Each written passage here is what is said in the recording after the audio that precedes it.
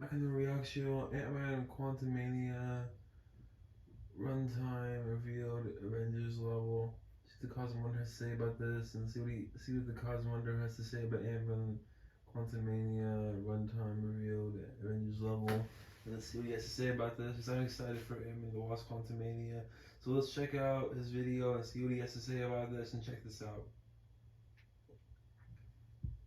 What is going on, everybody? Welcome back to the Cosmic Wonder. I'm Warren Thompson, and if you're looking for the next Avengers level movie, a movie that is going to be on the same scale as an Avengers movie, the next one we are getting is actually Ant-Man and the Wasp: Quantumania. Of course, this is not an official Avengers film. However, the writers and the directors of Ant-Man 3 have come out and said that this is indeed going to be on the level of an Avengers movie. Basically meaning that this movie is going to be huge and it's going to be extremely important. After all, it is going to be introducing us to the big bad of the multiverse saga. We already briefly met one of his variants, of course, in the Loki series when we were introduced to He Who Remains. However, this variant is an actual Kang the Conqueror variant, still in that conquering phase of his life. So, what's it gonna be? Ant-Man. Ant-Man. Set out not only for world domination, but multiversal domination. So it would make sense that Ant-Man and the Wasp: Quantumania would be a very big movie. And having said that, it's now going to be the longest Ant-Man movie that's ever been made so far. Oh, wow. Now we're also going to be talking about when to expect that next trailer for Ant-Man and the Wasp: Quantumania, and talking about Jessica Jones returning to the MCU, so stay put. But Fandango has listed Ant-Man and the Wasp: Quantumania's runtime at 2 hours and 5 minutes, which is a new record for an Ant-Man film. Not by much, but still a record nonetheless. The first Ant-Man film comes in at 1 hour and 57 minutes, while the second one, Ant-Man and the Wasp, comes in at 1 hour and 58 minutes. A whopping 7 minutes longer. Again, not much longer, but here's what the director had to say about the scale of the movie and about how important this movie is going to be going forward in the Marvel Cinematic Universe. And I know a lot of people are already excited about this movie, but just listen to what director Peyton Reed has to say about this movie and Kang the Conqueror, and you're truly going to realize that Kang is truly a force to be reckoned with, and this movie is going to be huge. In an interview with Entertainment Weekly, he expressed that the previous Ant-Man films were seen as palate cleansers, and he wanted to change that. So, in the interview, he said, "People felt like, oh, these are fun little palate cleansers after a gigantic Avengers movie. For this third one, I said, I don't want to be the palate cleanser anymore. I want to be the big Avengers movie." When telling him this, I metaphorically kicked in Kevin Feige's door. And here's where he gives us some details about what to expect from Kang the Conqueror in the film.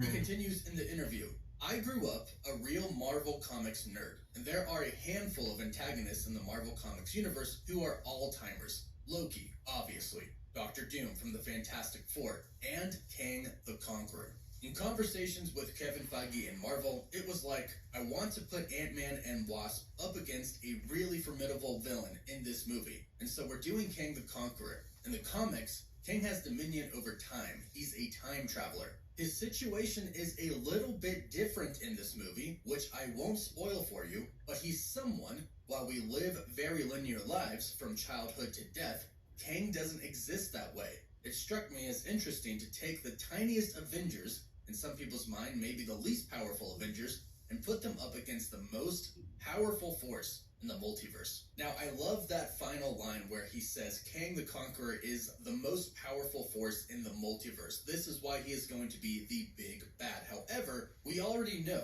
that we are going to see more than one Kang variant in Quantumania. We so far know about at least 2. And one of them is going to be asking Ant-Man for his help to take down the other. Because remember, the true multiversal war that happened before in the past was between a bunch of different variants of Kang. It wasn't a bunch of Avengers fighting each other, it was literally just variants of Kang. And in this comment that he makes where he says he's not going to spoil the movie, this is actually what he is referring to. He is referring to one of the variants of Kang that we're going to be introduced to in Quantumania. You see, in this interview, what he said, although he doesn't reveal it because, of course, spoilers, he is actually talking about 2 Kangs. One of them is the one he's talking about where he says Kang has dominion over time. he's a time traveler, but then he is actually talking about a different one where he says his situation is a little bit different in this movie. That is because, as we know from the trailers, one variant of Kang is stuck inside of the quantum realm, and he needs Ant-Man to steal something for him to get out. We've seen this power source in the trailer before, and this is most likely what Kang the Conqueror needs to power his time chair. His time chair in the comics is pretty simple. It's how he travels through time. We get a little glimpse of this in the Ant-Man and the Wasp Quantumania trailer, but we also get a glimpse at the other Kang, the Kang that is essentially in charge of the quantum realm. We see the huge quantum city, we see the huge army that Kang the Conqueror has, we see all of the advanced technology, and we see what seem to be different portals going out of the quantum realm.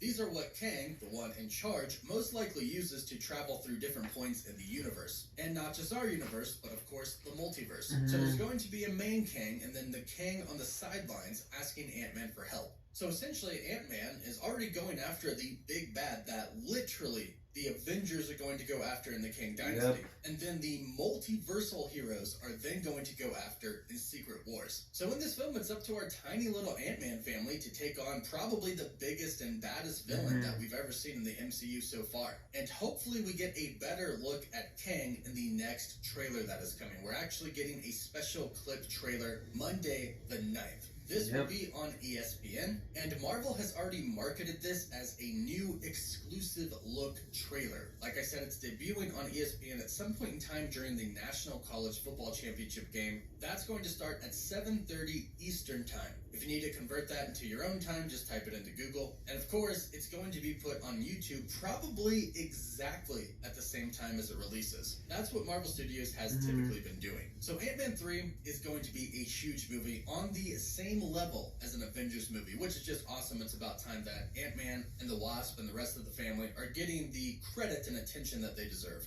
And to top it all off, like I mentioned in the beginning, we do have some news about Jessica Jones possibly returning to the MCU. Now, we've been hearing rumors about this possibly happening for some time now. We've even gotten some reports from some insiders. And since Charlie Cox has returned as Daredevil, we now know that it is actually possible for some of these Defenders from the Netflix series to return. And now, actress Kristen Ritter, who of course plays Jessica Jones herself, has posted some pictures to Instagram of her training with a Daredevil shirt on. This is very interesting, as I'm sure most Marvel actors know what they're doing when they share photos like this, wearing that type of shirt. It's also very interesting to note that Daredevil Born Again, which she is rumored to appear in, starts filming next month. So is she training for a cameo in Daredevil Born Again right now? Or possibly another project such as the Echo series, which Daredevil is confirmed to be in as well? The timing certainly is very coincidental. Probably a little bit more than coincidental, since Charlie Cox has returned as Daredevil, D'Onofrio has returned as Kingpin. I'm assuming that we're going to see cameos from these other characters as well. Perhaps not all of them, but I would love to see Jessica Jones return, which it kind of does look like it's going to happen. And I would love to see, of course, Frank Castle, the Punisher.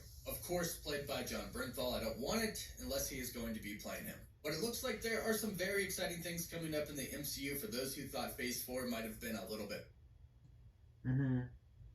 bland. The future of Phase 5 and Phase 6 is looking very, very good, and even beyond, because we know that the X-Men and the Fantastic Four are going to be really big focuses of Phase 7, 8, and beyond that as well. So drop some comments down below about how excited you are for Ant-Man and the Wasp Quantumania, the possibility of Jessica Jones returning to the MCU, or I should say making her debut in the MCU, and of course Phase 5 and Phase 6 altogether. Don't forget to like the video and subscribe to stay up to date on all the latest MCU news, and you can follow us on Instagram and Twitter as well. As always, thank you all so much for watching. Woof woof.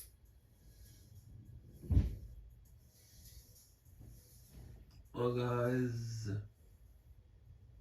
hope you guys enjoyed this video. Let me know in the console below what you guys think about Ant-Man the Wasp runtime, 2 hours and 5 minutes, and what you guys think about it being the longest Ant-Man movie yet. But yeah, are you guys excited for Ant-Man and the Wasp Quantumania? Good, because I am. I'm excited for the movie, and I can't wait for it to come out.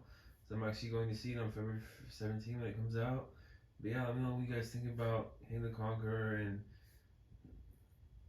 he's obviously the next big bad. But let me know also, are you guys excited for Ant-Man and the Wasp Quantumania? Because I sure as heck am. But don't forget to please subscribe, like this video, and What did you guys think about the Cosmic Wonder talking about King the Conqueror? Because I thought that was fantastic. But yeah, please subscribe, like this video, and thanks for watching. Have a great day, and see you guys. Bye.